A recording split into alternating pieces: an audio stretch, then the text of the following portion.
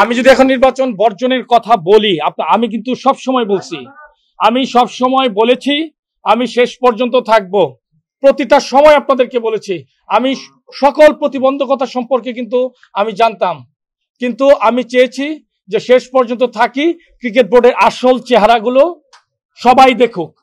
Bangladesh cricket বোর্ডের আজকের এই নির্বাচনকে কেন্দ্র করে আপনারা প্রায় 1 মাস যাবত এই নির্বাচন কর্মকাণ্ডের যাবতীয় পরিকল্পনা আপনারা দেখছেন।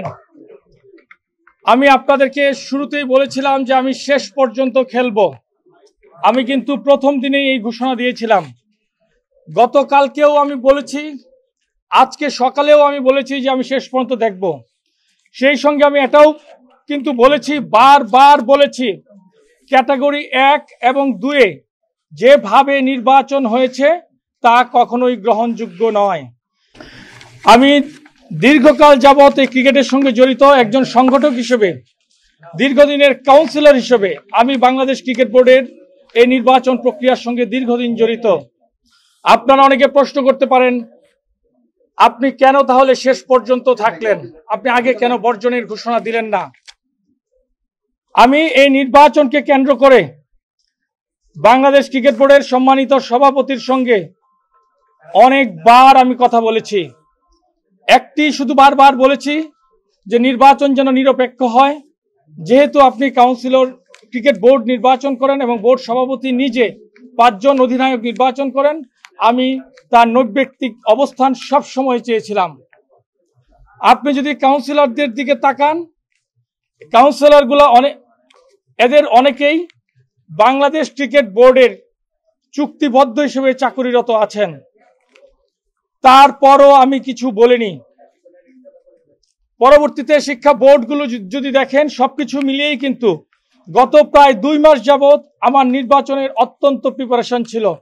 নির্বাচনের ফলাফল সম্পর্কেও আমি জানতাম, কিন্তু নিচে নামতে নামতে এত তলানিতে পৌঁছাবে এটা একজন সংগঠক হিসেবে, একজন সাবেক ক্রিকেটার হিসেবে এটা আমি কখনোই অনুভব করতে পারিনি। আজকে যে নির্বাচনের ফলাফল হয়েছে সেটা সম্পূর্ণ প্রভাবিত। আপনারা জানেন ইতিমধ্যেই তারা প্রায় 23টা 24টা 25টার মধ্যে পেয়ে গিয়েছে একটি প্যানেল, যারা এই সরকারের সঙ্গে ঘনিষ্ঠভাবে যুক্ত। আজকে আমি শেষ পর্যন্ত বলেছি যে আমি শেষ পর্যন্ত থাকব। আমি এই রেজাল্টের পরেও নির্বাচনের যে কপি থাকে সেখানেও আমি সাইন করেছি। ভোটের ব্যাপারে আরো বলতে চাই, আপনারা যদি দেখেন আজকে শিক্ষা বোর্ডের যারা প্রতিনিধি ছিলেন তাদের মন্ত্রণালয়ে তারা বলছে তাদের নির্ধারিত সভা ছিল, তারা 3টার সময় এসেছেন। এর মাঝেই আমার কাছে ব্যক্তিগতভাবে যে মেসেজ আমি পেয়েছি সেটা কিন্তু প্রভাবিত হওয়ার মতো।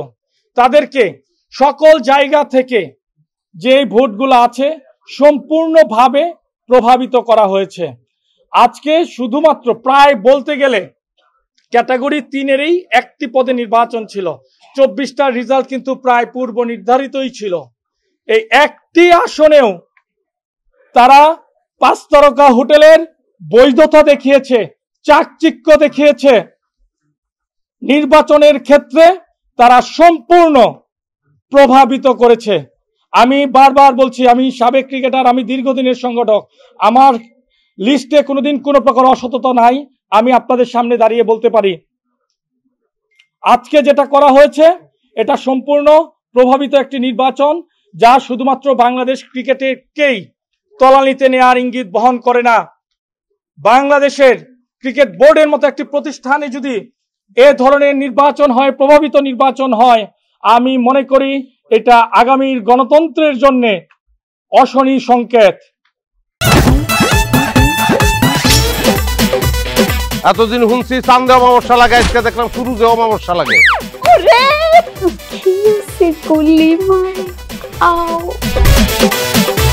আপনার নামটা? আমার নাম লাবণ্য। এটা ধরেন। এইটা কি? চলে মানে আংটি। ভয় পেলে নাকি সিরিয়াস? আঙ্গু চোখে তো এখন কাঠের চশমা। দুইটা খেজুর কাটা নিয়ে চক্ষু দুইটা উঠানো হইলে আমারে দান করে দিন। কারো পোষ মাছ আর কারো সর্বনাশ। নাই রে নাই, আমার বাপে নাই। এই হারামজাদা হাতে কি গ্রামের মাসে তোর আটকা জলিল কর। আমার ঘরে তিনটা বউ এতিম হয়ে যেতাম। বস্তালা আবার ঢুকা। এই